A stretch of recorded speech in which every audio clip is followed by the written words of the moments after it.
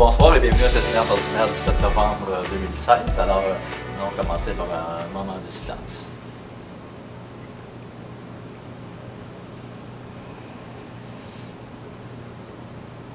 Alors, la parole est à vous, M. Subcrotte. Alors, on débute avec l'adoption du procès-verbal de la séance du 3 octobre qui avait été ajournée au 17 octobre dernier. Je propose. Proposé par M. Nadeau. Appuyé par Mme Allard. La liste des comptes qui totalise 1 208 633,37 $. Proposé par Mme Saint-Amand, appuyé par M. Baudouin.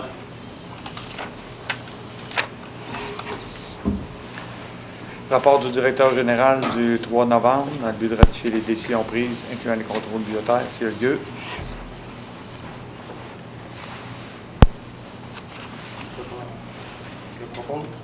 Proposé par M. Nadeau. M. Baudouin. Donc, dépôt de documents qui sont les procès-verbaux du comité consultatif d'urbanisme qui s'est tenu une première réunion le 8 septembre et une autre le 22 septembre. On a ensuite le dépôt de 2 états comparatifs semestriels pour les revenus et dépenses d'exercice courant au 30 septembre 2016 et un état des chiffres à la même date en 2016. On a en plus des déclarations d'intérêt pécuniaires des élus de Richard Roux, Jean-Philippe Nadeau et Mme Yolande Saint-Amand. On serait rendu au rapport du maire sur la situation financière de la municipalité. Oui, alors, il me fait plaisir ce soir, comme la loi l'exige, de vous présenter un rapport sur la situation financière de la ville de Plessisville. Donc, en entrée de jeu, de vous dire que le rapport porte la signature de Mme Guylaine Laroche, comptable professionnelle, agréée auditrice, et mentionne entre autres que les états financiers donnent, dans tout leur aspect significatif, une image fidèle de la situation financière de la ville de Plessisville au 31 décembre 2015, évidemment, et comporte les opinions et recommandations d'usage. Donc, je ne vous lirai pas tout le rapport. Il va être déposé, il va y avoir un article dans le journal L'Avenir de l'Érable qui va expliquer tout le rapport. On va vous dire en gros que au niveau des revenus de fonctionnement, de façon sommaire, au niveau des revenus, nous avons eu des revenus de 10 651 899, des charges de 10 854 839 $. Donc, un endettement total qui se situe aux alentours de 12 394 593, en passant un endettement qui est bien en deçà des villes de la moyenne des villes de notre grandeur. Donc, au niveau des indications préliminaires des états financiers 2016, donc, des revenus et des dépenses équilibrés qui se situent près de 10 800 000 $. On prévoit terminer le présent exercice financier avec un surplus d'opération d'environ 200 000 $. Donc, c'est quand même une bonne nouvelle compte tenu du contexte où on a de plus en plus de pression financière, de plus en plus de dépenses. Le gouvernement nous donne de plus en plus de procédures ou de dépenses à faire. Donc, malgré tout ça, on réussit à avoir une bonne gestion et à dégager des surplus. Également, je dépose en annexe à mon rapport la liste de tous les contrats qui comportent une dépense de plus de 25 000 $ comme la loi l'exige, et aussi tous les contrats qui comportent une dépense de plus de 2 000 $ conclus avec le même co-contractant lorsque l'ensemble des contrats comportent une dépense totale qui dépasse 25 000 $. Au niveau de la rémunération des élus, la Ville de Plessisville a adopté un règlement en regard de la rémunération des élus, selon la disposition de la loi des traitements des élus municipaux. Donc, pour le règlement 1470, le traitement des élus municipaux fixe pour l'année 2016 la rémunération des élus de façon suivante. Donc, la rémunération de base pour le maire, 25 589,28 $. Pour le maire suppléant, 2 558,88 $. Et pour les conseillers, 8 529,72 $. S'ajoute à ça une allocation de dépenses, dis-je, pour le maire de 12 794,64 $. Pour le maire suppléant de 1 279,44 $. Et pour les conseillers de 4 264,92 $. Au niveau du programme des immobilisations, on a eu l'adoption du programme triennal qui a été adopté le 14 décembre dernier et totalisait pour l'année 2016, on va investir 12 700 000 $. Pour 2017, 3 900 000 et pour 2018, 800 000 $. Donc, si on regarde en gros, qu'est-ce qui s'est fait au niveau des travaux particuliers, les grands travaux, on n'ira pas dans le détail exhaustif, là, mais au niveau de 2016, de façon plus particulière, les travaux ont consisté, entre autres, on a procédé à la phase 1 du développement de la Samar, donc en arrière de la polyvalente. Également, on a construit un jeu d'eau, donc je pense que ça a été une belle réalisation. On a également mis à jour notre plan d'intervention des interventions des infrastructures. Également, on a rénové le parc de pétanque derrière le centre communautaire. On en a fait l'inauguration la semaine dernière. Également, des choses un peu moins, qui paraissent un peu moins, mais qui sont importantes. On a fait vidanger les bouts de l'étang de station d'épuration des eaux usées. Donc, c'est un travail qui était devenu nécessaire. Également, on a construit un plateau de décaqué, un nouvel équipement sportif en arrière de la polyvalente, en collaboration avec la commission scolaire des Bois-Francs. Également en collaboration avec la commission scolaire des Bois-Francs, également l'installation de balançoires pour nos citoyens en perte d'autonomie. On a fait également l'achat de 2 véhicules électriques pour le projet Sauvé. Donc, les citoyens vont bénéficier d'un système d'autopartage très bientôt, qu'on va pouvoir vous expliquer. Également, on a rénové le parc de planches à roulettes. On a également réparé la conduite d'aération de l'usine de traitement des eaux usées, qui était due, comme on dit. Aussi, on a élaboré les plans de vie de la nouvelle caserne. Donc, nous aurons une nouvelle caserne qui va être construite en 2016. Donc, il a fallu faire le processus de préparation pour ce nouvel équipement, une nouvelle infrastructure. Également, on a complété l'aménagement intérieur d'une unité de soutien opérationnel 1040 du service de sécurité publique. Fait qu'en gros, c'est pas mal les grandes réalisations d'infrastructures que nous avons réalisées pour 2016. Maintenant, pour 2017, évidemment, en 2017, les membres du conseil municipal devront discuter pour le prochain exercice budgétaire. Donc, on aura des priorités à apporter et à analyser. Entre autres, procéder aux travaux de réfection des avenues du Collège Mayotte et Péchaud, entre les rues Hébert et Saint-Calixte. Également, procéder aux travaux de réfection d'une partie de la rue Saint-Calixte, entre les avenues Saint-Laurent et Fournier. Ça aussi, c'est des travaux d'infrastructure qui sont dus.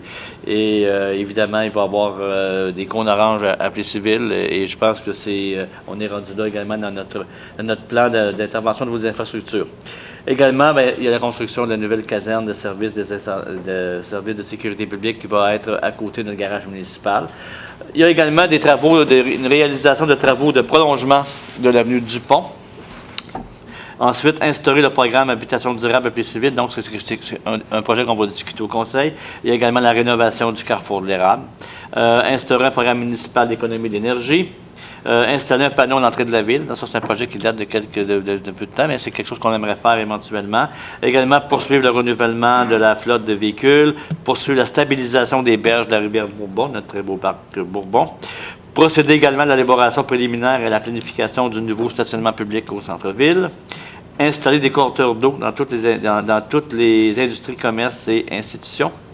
Ensuite, mettre en place un projet pilote municipal visant à augmenter la capacité du système de traitement des eaux usées de la ville de Plessisville et aussi continuer à soutenir les différents organismes, nos 59 organismes à Plessisville, entre autres. Donc, évidemment, ça va faire partie de nos réflexions dans les prochaines semaines et on vous déposera le budget très bientôt comme la loi nous le demande. Donc, en gros, ça ressemble à ça pour notre bilan budgétaire 2015 et pour nos projections.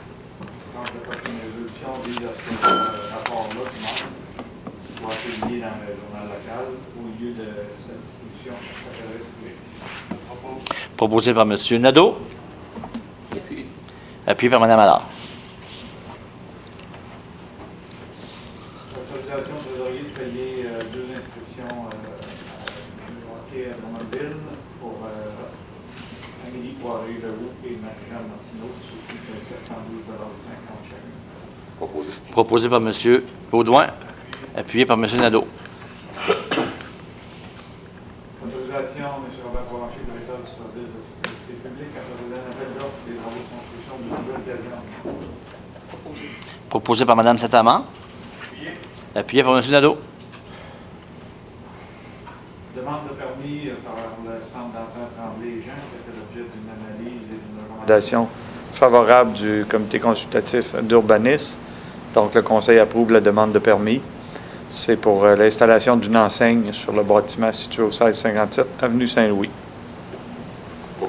Proposé par M. Baudouin. Appuyé par Mme Allard. Résolution pour désigner M. Jean-Philippe Nadeau, conseiller à titre de maire suppléant jusqu'au 8 mai 2017. Proposé par Mme Allard, appuyé par Mme Sataman. Donc, félicitations, M. Nadeau, d'être le maire suppléant. Donc, Demande de dérogation mineure pour le 1649 avenue Saint-Nazaire qui a été analysée par le comité consultatif d'urbanisme. Il s'agit d'un empiètement dans la marge de recul avant secondaire de 2,75 mètres au lieu de 3 mètres comme prévu au règlement. Donc, le Conseil accepte la demande de dérogation mineure. proposé par M. Baudouin, appuyé par Mme Allard. Dérogation mineure, cette fois-ci pour le 1006 avenue Vallée, qui a également fait l'objet d'une recommandation du comité consultatif d'urbanisme. C'est un empiètement dans la marge de recul arrière à 7,7 mètres de la ligne de l'eau, au lieu du 8 mètres qui est prescrit au règlement de zonage. Proposé par Mme Allard, appuyé par M. Nadeau.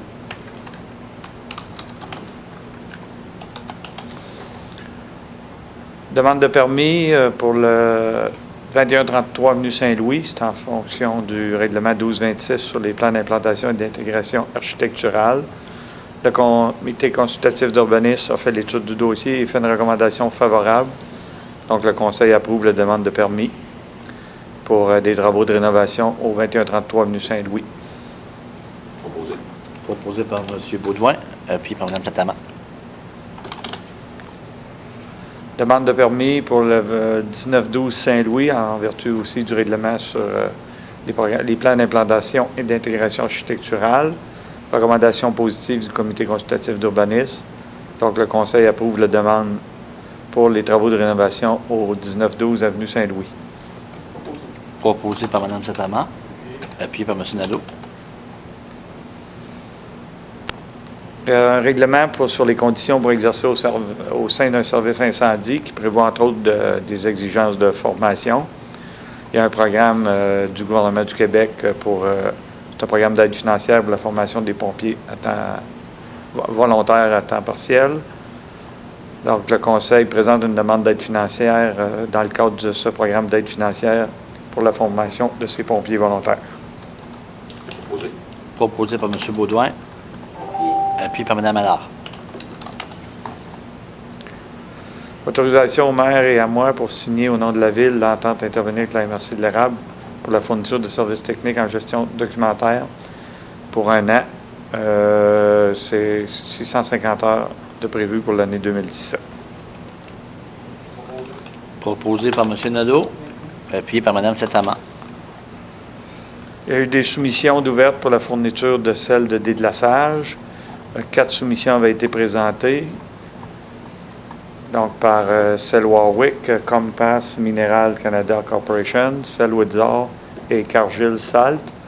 Les prix varient de 85,95 à 107,76 la tonne. Donc, attendu que la soumission de Cell Warwick s'avère la plus avantageuse, le Conseil lui adjuge le contrat pour la prochaine saison pour une consommation estimée à 600 tonnes. Proposé par Mme Sataman, appuyé par Mme Allard. La Ville se porte garant pour les interventions urgentes non prévisibles qu'elle aurait effectuées à l'intérieur de l'emprise des routes sous la responsabilité du ministère des Transports en 2017 et nomme Mme Justine Fecteau-Fortin, urbaniste, directrice du service de développement durable, responsable aux fins de communiquer avec le ministère des Transports. Proposé par M. Baudouin, appuyé par Mme Allard. Le maire et moi sommes autorisés à signer une lettre d'entente modificative et intervenir avec Jacinthe Couture visant à préciser certaines modalités suite à la terminaison de son emploi. Proposé par M. Baudouin, appuyé par Mme Allard. Appropriation de 483,15 $. Ça vient de l'aide financière intervention Centre-Ville qui est versée dans la réserve second programme d'aide financière intervention Centre-Ville. Proposé par M. Nadeau, appuyé par Mme Allard. Excusez, par Mme Sataman. Excusez-moi. La nomination de M. Stéphane Brassard à titre de membre de la Commission jeunesse en remplacement de Tristan Harel. Proposé par Sylvain Baudouin. Appuyé par Mme Satama. Autorisation au trésorier pour emprunter auprès de la Caisse populaire des Jardins sous forme de billets à demande, un montant maximum de 7 937 800. Une partie pour les travaux de réfection des avenues du Collège Mayotte et Pinchot, soit 6 999 000. Et l'autre partie de 938 800, c'est pour le prolongement de l'avenue du Pont. Proposé par M. Nadeau. Appuyé par M. Baudouin. Le Conseil accepte de renouveler le bail du 1454 Saint-Luc avec Ciment Tachereau du 1er septembre 2017 au 31 août 2018. Même condition, loyer majoré de 2 et la clause 4.4 qui est supprimée. Proposé par Mme Satama. Appuyé par M. Baudouin.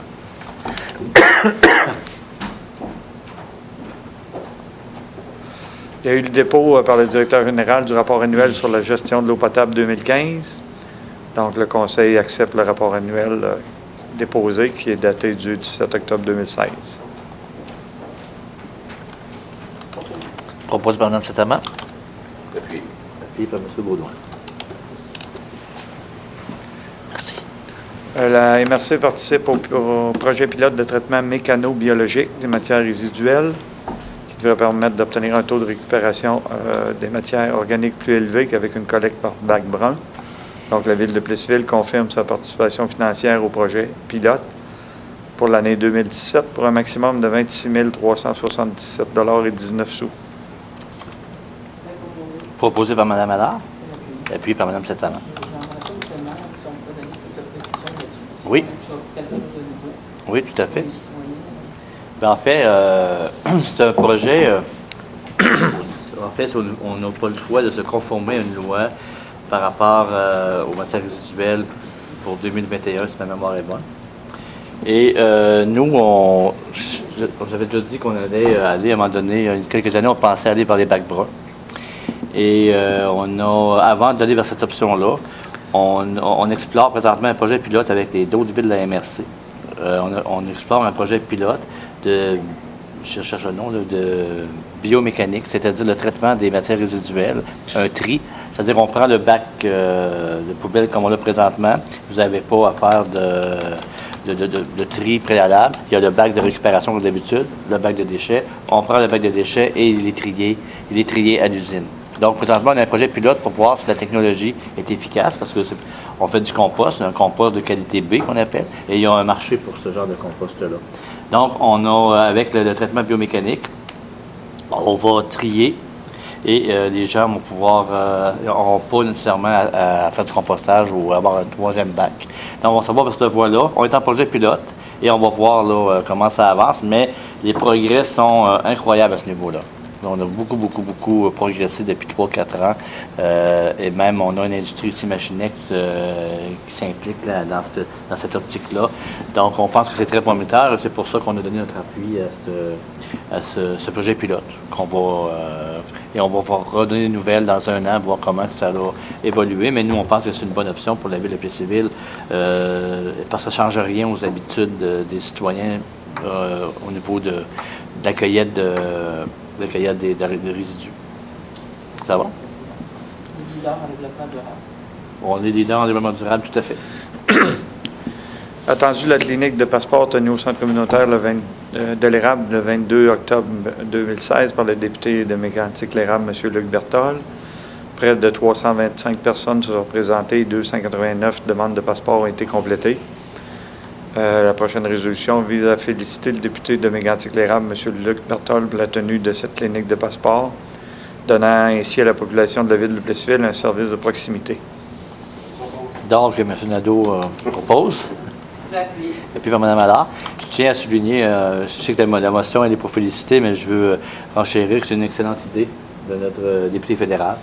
Et puis, j'en remercie au nom de la ville de Plessisville parce que pour nous, c'est très facilitateur là, comme initiative. Donc, je veux remercier personnellement, puis au nom du conseil, M. Berthold, pour cette initiative.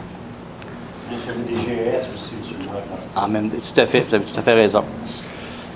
Une demande de permis qui a été présentée pour le 1473 avenue Saint-Luc, qui a fait l'objet d'une analyse par le comité consultatif d'urbanisme, qui a fait une recommandation. Aussi, le conseil approuve la demande de permis pour le 1473 avenue Saint-Luc. Proposé par M. Baudouin, appuyé par Mme Saint-Amand. Il y a une demande d'aide financière présentée dans le cadre du projet FIM, Financement innovateur de municipalités efficaces. Ça vise le 2187 rue Dionne. Donc, le conseil accepte de consentir un prêt de 10 000 remboursable sur une période de 10 ans à un taux de 1 à compter de 2017 à Jean-Yves Larouche et Kimberly-Anne Dion pour les rénovations éco-énergétiques réalisées dans leur résidence au 2187 rue Dionne. Proposé par M. Nadeau, appuyé par Mme Saint-Amand. Modification du contrat de travail intervenant de la Ville et M. Alain Desjardins, directeur général, pour remplacer dans l'article 4 le nombre 25 par le nombre 30. Dans l'article 8, deuxième alinéa, le chiffre 9 devient 12 et dans le troisième alinéa, le chiffre 9 devient 6. Proposé par M. Nadeau, appuyé par M. Baudouin. Subvention de 1 000 qui est accordée à les Amis des Scouts de Plessisville pour la collecte porte-à-porte des sapins qui aura lieu le 7 janvier 2017. Proposé par Mme Allard, appuyé par M. Baudouin. Adoption du projet de règlement modifiant le règlement 1195 sur les dérogations mineures pour ajouter une disposition concernant la hauteur des antennes dans le parc industriel. Proposé par M. Nadeau, appuyé par M. Baudouin. Un avis de motion pour la présentation d'un règlement relatif aux travaux de réfection de la rue Saint-Calix entre les avenues Fournier et Saint-Laurent et prévoyant un emprunt. Donc, Mme Saint-Amand donne l'avis de motion.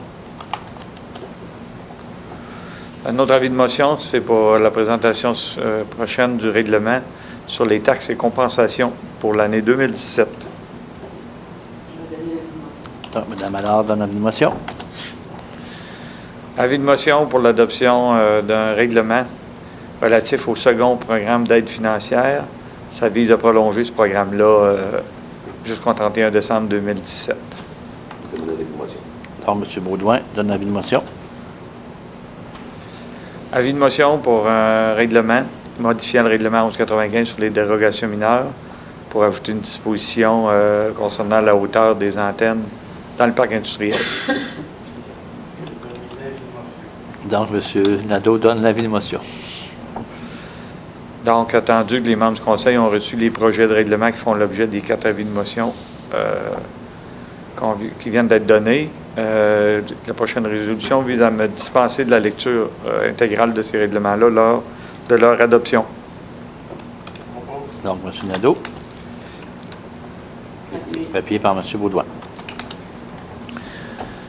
Lors de l'avis de motion pour le règlement relatif aux travaux de réfection d'une partie des avenues du Collège Mayotte et Pinchot ainsi qu'une partie des rues Napoléon et Saint-Calix, le règlement n'avait pas été présenté aux élus, alors je dois en faire lecture.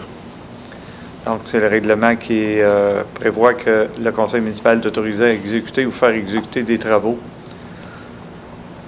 d'aqueduc, d'égout et de voirie, selon les estimés préparés par Jocelyn Michaud de la firme EXP, le 24 octobre 2016, qui sont travaux estimés à 5 180 795 $. L'annexe A du règlement vient identifier ces montants-là. Le conseil est autorisé à dépenser une somme de 6 999 000 pour les fins de ce règlement. Cette somme inclut le coût des travaux, mentionné à l'article 1, les imprévus, les taxes et les frais incidents, tels qu'il apparaît de l'estimation des coûts préparés par M. Jean Mercier, trésorier, le 1er novembre 2016, annexe B du règlement. Aux fins d'acquitter les dépenses prévues par le règlement, le Conseil est par le présent autorisé à emprunter une somme n'excédant pas 6 999 000 sur une période de 20 ans. Donc, l'article 4, pour pourvoir aux dépenses engagées relativement aux intérêts et au remboursement capital des échéances annuelles, le Conseil doit affecter à chaque année, conformément à la loi, une somme suffisante à même les revenus généraux de la Ville. Article 5, s'il advient que le montant d'une appropriation autorisée par le présent règlement est plus élevé que le montant effectivement dépensé, le Conseil est autorisé à faire emploi de cet excédent pour payer toute autre dépense décrétée par le règlement et pour lesquelles l'appropriation serait insuffisante. Article 6, le Conseil affecte à la réduction de l'emprunt toute contribution ou subvention qui pourrait être versée pour le paiement d'une partie ou de la totalité de la dépense visée à l'article 2. Le règlement entrera en vigueur conformément à la loi. On a ensuite le règlement 1671, c'est les travaux de prolongement de l'avenue du Pont et prévoyant un emprunt. Donc, ce sont des clauses semblables à ce qu'on avait pour l'autre rue. Cependant, au niveau de la tarification, il y a 70 % de l'emprunt qui est remboursé par le secteur et 30 % qui est à l'ensemble. Le montant des travaux est estimé à 534 153,80 $. On décrète également l'achat et l'installation d'un abribus et l'acquisition d'un terrain pour 150 000 $. Tout ça donne une dépense totale décrétée par le Conseil de 938 800 $. On a aussi le règlement 1672, c'est qu'on modifie le règlement sur la circulation des camions et véhicules outils. On vient ainsi prohiber la circulation des véhicules camions et outils sur une partie de l'avenue Rousseau entre Saint-Jean et Olivier. Donc, sauf si le véhicule a une livraison à faire sur cette partie de la rue, il ne sera pas possible d'y circuler. Donc, un proposeur et secondaire pour l'adoption de ces 3 règlements. Proposé par Mme Saint-Amand. Oui. Appuyé par M. Baudouin. Nous sommes rendus à la période de questions, M. le maire. Oui. Alors, est-ce que quelqu'un a des questions? Manifestement non. Donc, on va y aller avec la liste des activités du mois de novembre. Donc, pour commencer, en fin de semaine qui s'en vient, donc le 10, 11 et 12 novembre, il va y avoir le spectacle de la relève, M. Scrooge. Donc, c'est un spectacle de Noël qui est fait par une 60aine d'élèves de secondaire 1, 2 et 3 de la polyvalente de la Samar au coût de 12 $. Donc, on vous invite à venir encourager. Les profits, une partie des profits iront pour les activités de Jeunesse sans frontières. Donc, vous êtes invités à venir en grand nombre. Il y a encore beaucoup de bons billets à vendre. Ensuite, le traditionnel patinage libre pour tous les vendredis, le patinage familial sur semaine, le hockey libre sur semaine et le patinage libre Richelieu gratuit le dimanche. Donc, on vous invite à consulter notre site Internet afin d'en connaître l'horaire. Ensuite, la Société d'Alzheimer offre des rencontres de soutien. Donc, il y en a une le 9, il y en a le 9 et le 16 novembre. C'est à 13h15 au Centre d'action bénévole ou à 9h15 le 9 novembre au Centre d'action bénévole également. On a une conférence adulte le 9 novembre là, à la bibliothèque à 19h. On ne précise pas l'invité ou le thème, mais c'est des conférences du mois. Ensuite, le 10 novembre, il y a un spectacle pour enfants pour les 3 à 8 ans, donc à 18h30, ça se passe à la bibliothèque. Ensuite, éveil à la lecture, Biblio Poupon pour les 0 à 12 mois et Biblio Bébé pour les 1 à 3 ans. Donc, c'est le 10 novembre et le 6 et 27 novembre, de 10h à 10h45 et de 10h30 à 11h15. Ça se passe à la bibliothèque. Également, il y a le collecte des feuilles mortes le 12 novembre. Ça se passe dans les rues de la ville. Et on invite également les citoyens qui veulent faire du herbie-recyclage, à déchiqueter les feuilles mortes sur leur terrain. Et c'est très bon pour prévenir les vers blancs, semble-t-il. C'est ce qu'on m'a dit.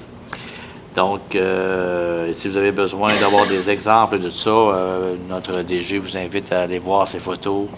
Il a réalisé ça. Faire voir ta dette de recyclage. Alors, c'est une très bonne initiative. Facebook, Oui. Alors, le Boulodrome, également tournoi de pétanque, 13 et 27 novembre à 10h. Maison des familles, atelier massage bébé, 14 et 28 novembre, dès 9h30, ça se passe à la Maison des familles de l'Érable. Ensuite, le 16 novembre, à la bibliothèque, un atelier décoration boule de Noël avec Lise Boutin de 13h à 16h ou 18h30 à 21h30. Donc, on sent que l'esprit de Noël s'en vient tranquillement pas vite, tant des fêtes arrivent. Maison des familles, également atelier préparation à l'allaitement, c'est le 22 et 29 novembre, dès 18h30, c'est à la Maison des familles. Ensuite, la pâtisserie d'Annie, donc il offre des ateliers bouchées gourmandes le 23 novembre, 19h. Si vous n'avez pas eu la chance de voir les résultats du dernier agrandissement, c'est très, très bien. Donc, ça se passe là, chez les ateliers d'Annie. Pâtisserie d'Annie qui fait ça. Non, ils font ça à la bibliothèque. Ensuite, Société d'Alzheimer, café rencontre le 23 novembre, dès 9h15, au Centre d'action bénévole. Maison des familles, atelier coup de pouce cuisine, c'est le 24 novembre, dès 9h, Maison des familles. Heure du compte pour les 3-6 ans, le 24 novembre, 18h30, bibliothèque. Également, tournoi de hockey Novice Atome, qui débute le 24 novembre au 4 décembre. Ça se passe en amphithéâtre Léopold Boutin. Donc, je pense qu'on a de l'action en vue, M. Baudouin. Donc, beau tournoi, donc c'est beaucoup de bénévoles. Un tournoi quand même qui a une belle tradition aussi à la Ville depuis 48 équipes. Donc, on vous invite à venir encourager nos petits mousses et les petits mousses de tout le Québec, je ne me trompe pas. Oui, la grandeur du Québec. La grandeur du Québec. Donc, venez voir. Puis, avez-vous besoin de bénévoles? Si jamais il y a des gens qui veulent. On peut toujours les S'il y a des gens qui veulent donner du temps, ben, vous êtes les bienvenus. Trouble l'éveil, donc, vous allez avoir la chance de voir à l'œuvre notre conseillère Martine Allard dans la pièce 24 pauses qui sera présentée le 25 et 26 novembre, ainsi que les 2-3 décembre. Ça se passe à 20h à l'auditorium de la polyvalente La Samar, au coût de 15 $. Et je pense qu'il y a un forfait super théâtre aussi qui est proposé cette année. Également, Union musicale, un concert le 26 novembre de 19h à l'église Fatima. Ça achève. Course de lutin, 3 décembre à 9h au Carrefour de l'Érable. Et aussi, club de ski de fond La Loutre, le 3 décembre, 9h, au verso de la saison. Donc, comme vous voyez, notre mois de novembre est quand même assez bien rempli. Je pense qu'il y a des activités. Je profite de l'occasion pour remercier aussi, je voudrais remercier tous les citoyens qui ont contribué pour le projet solidaire avec Haïti. Donc, on a pu ramasser la somme de 7 000 $ que nous allons pouvoir donner aux abricots. Donc, c'est vraiment merci pour la générosité. Je peux aussi également, il y a des villes de la MRC qui ont contribué. Donc, merci beaucoup à tous les citoyens. Je pense que c'est des gens là-bas qui en ont vraiment besoin. Et le père responsable des abricots vient samedi après-midi à la polyvalente à Samar recevoir son don et nous rencontrer donc au Catimavik de la polyvalente à Samar. Donc, ça met un terme à notre conseil de ce soir et je déclare la séance levée à 20h40, c'est ça? Merci beaucoup.